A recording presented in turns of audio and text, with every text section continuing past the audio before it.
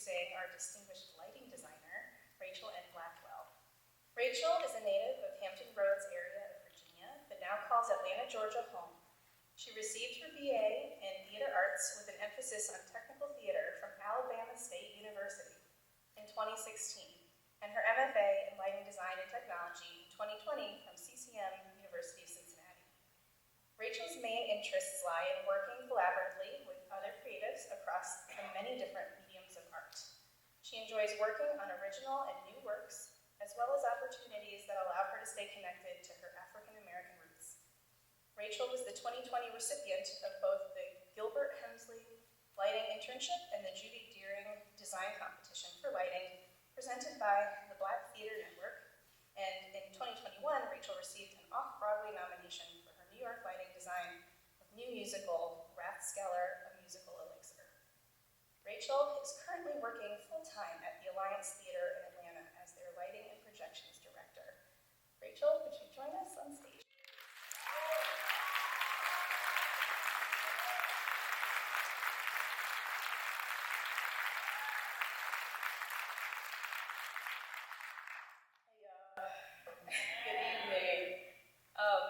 I'm both extremely nervous and extremely humbled to be here in front of you guys tonight. I sat in those same seats a little over 10 years ago, so this is a full circle moment for me, and I'm just really excited to be here. I will have been in this industry for 10 years, officially, professionally, in April, and it still amazes me that I've been able to make a career out of this thing that we all love, theater. There's so many things I would have loved to talk about with you guys this evening, but I was told I only had 15 minutes. So I've chosen a few select works that I feel were pivotal in getting me where I am today. My exposure to the arts began with my mother, and I'm so grateful for her. The community college where she teaches put on some of the best opera in the area every summer. And while my mother was on stage, my sister and I helped out backstage during the load-ins and strikes.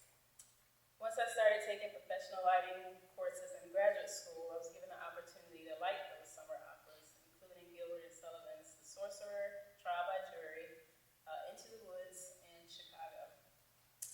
When I was accepted to the Alabama State University, I came in as undeclared because I had no idea what I wanted to study at the time.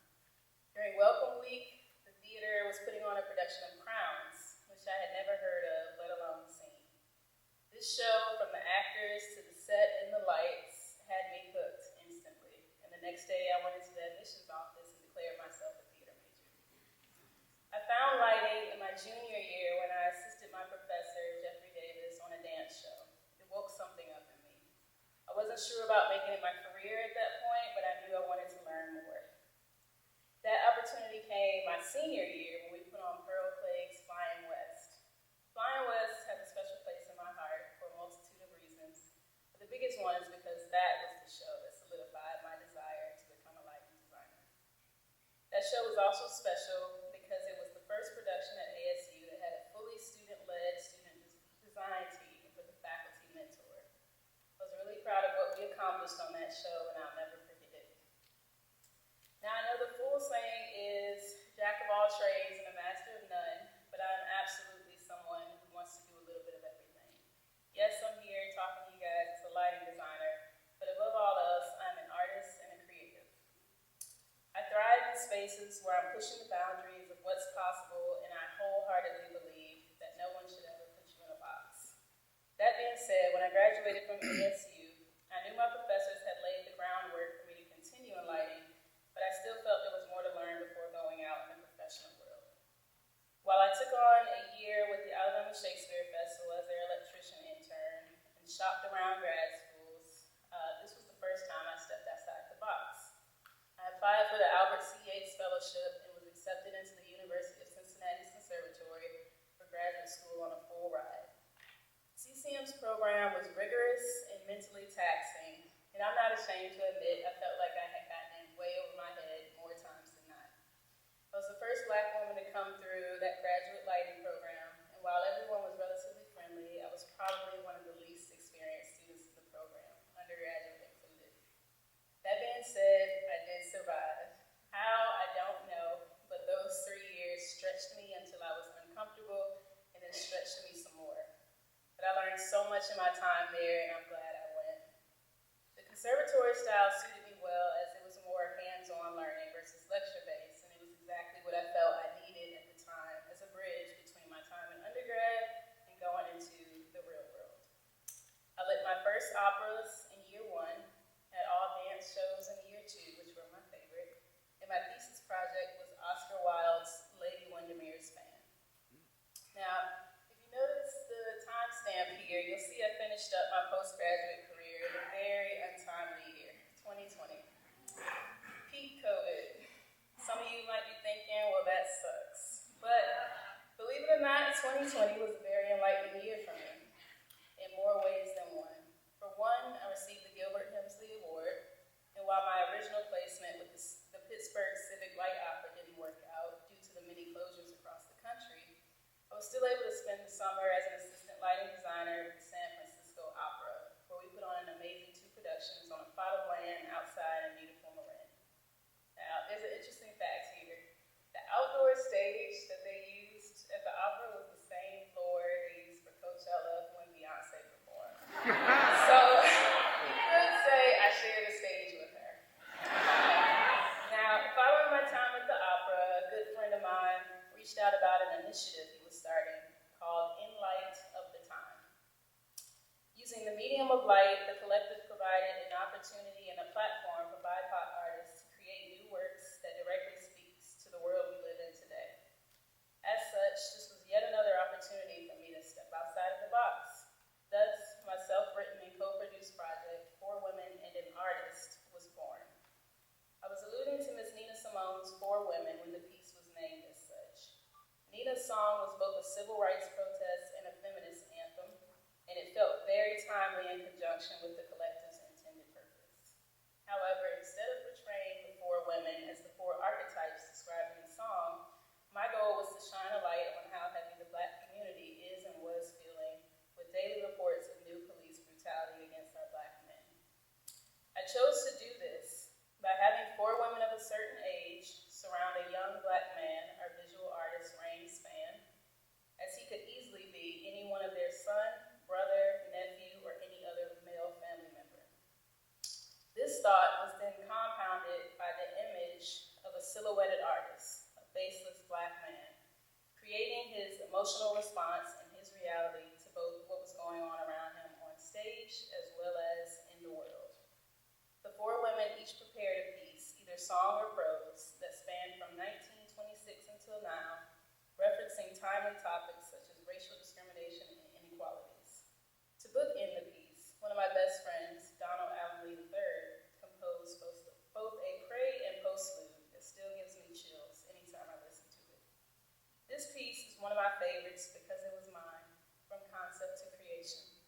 I was able to serve the piece as writer, director, and co-producer, which was all new to me, but I also got the chance to work with my friends, my family, and my community, which fulfilled the artist in me deeply. Because of the pandemic, this piece was live streamed, and I'm actually grateful for that moment in time because it was able to be captured and is still available on YouTube today. The following year, I did a short stint in New York because I had a few different projects lined up that were back to back. I assisted Jeff Croyder on my first Broadway show, Freestyle Love Supreme, designed by Beowulf. And I designed a couple of one-off shows way off Broadway. But the most exciting project at the time for me was a new one in the works called Racheal. This was an original work by Chris Rudd, and I'm still not sure how his team found me, but I'm so glad they did. We put this production up at the New Ohio Theater, and it was a full-scale musical about a man we learned is in purgatory, rewatching his life from a dive bar, where each of the main characters in his life, including himself, were the 7 deadly sins embodied. The audience voted every night on whether this man deserved mercy or justice. It was nothing like I had seen before, and because I ran the show as the board op once my cues were set, the musician in me had to add in some busking moments for me to rock out with the cast and the team and the phenomenal music and lyrics. It was a wonderful and welcoming team of artists, and the whole experience was nothing short of amazing. Now at this point, I had been regularly getting work as a designer or an assistant designer, and while I was grateful for that work, I was kind of already looking to step outside the box again. I hadn't really had the chance to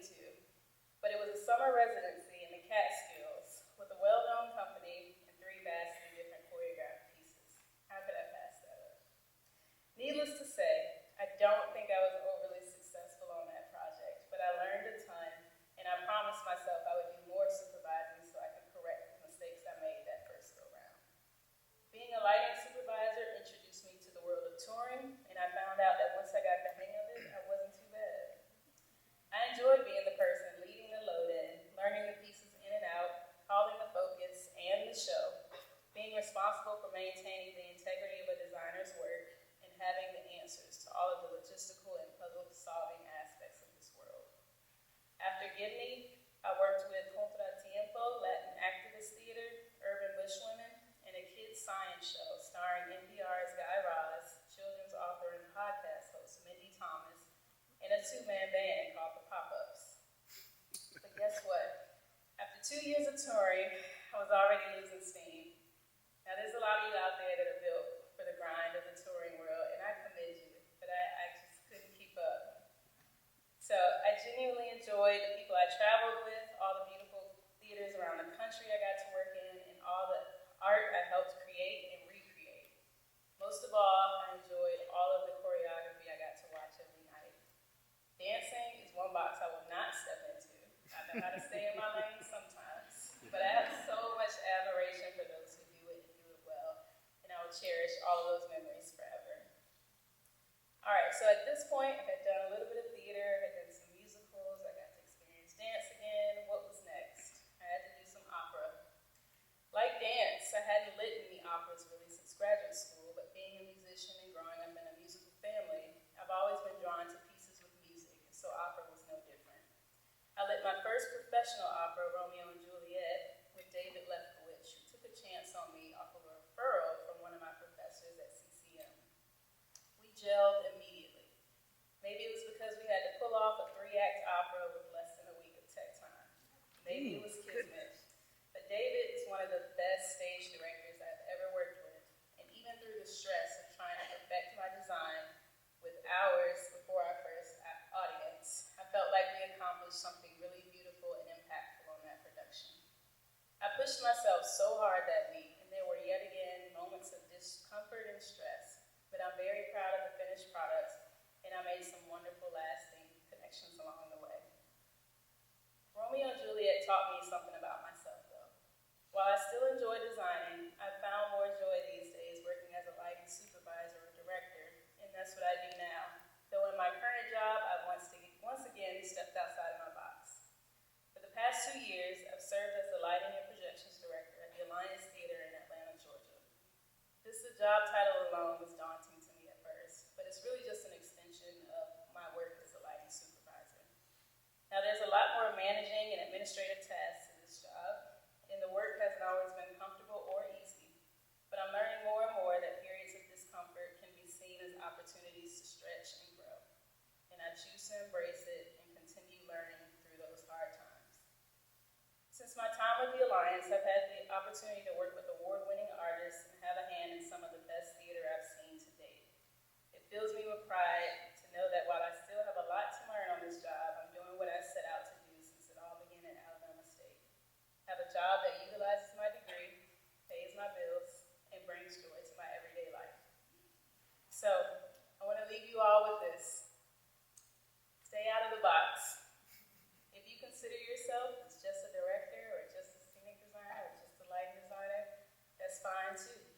But if you consider yourself an artist like I do, a true creative, continue to find those opportunities that will fulfill the creative in you. Continue to take a chance on the jobs that scare you, but also interest you. You never know where they may lead you. Lastly, I want to thank those who took a chance on me and allowed me to step outside my box. And stay tuned, because you never know what I'll do next either. Thank you.